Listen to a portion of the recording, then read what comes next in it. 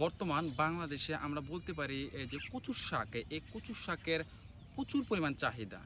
এই কচুর শাকে আছে ভিটামিন এ, ভিটামিন সি এবং এতে আছে ফাইবার। কোষ্ঠকাঠিন্য নিরাময় বা দূর করার জন্য এই গুরুত্বপূর্ণ ভূমিকা পালন করে থাকে এই কচুর শাক।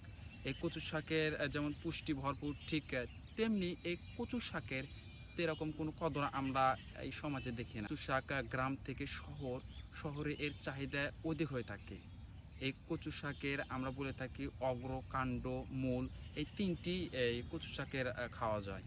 প্রথমেতে এর যে পাতা, এই পাতা ভাজি করে খাওয়া যায়।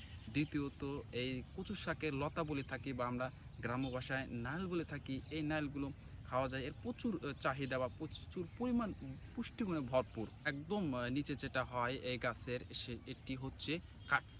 এই কাঠ আমরা গ্রাম ভাষায় কাঠকচু বলে থাকি। এতে প্রচুর পরিমাণ ভিটামিন আছে এবং এর চাহিদা বাংলাদেশে অতুলনীয়। এর একটি কচুর কাঠের দাম প্রায় ৩০ থেকে ৫০ টাকার মধ্যে হয়ে থাকে এবং এটি প্রচুর সুস্বাদু হয়ে থাকে, কেননা এটি রান্না করার পর এর একটি যে টেস্ট অতুলনীয়। আমরা পরে বলেছি এতে প্রচুর পরিমাণ ভিটামিনে ভরপুর এই শাক।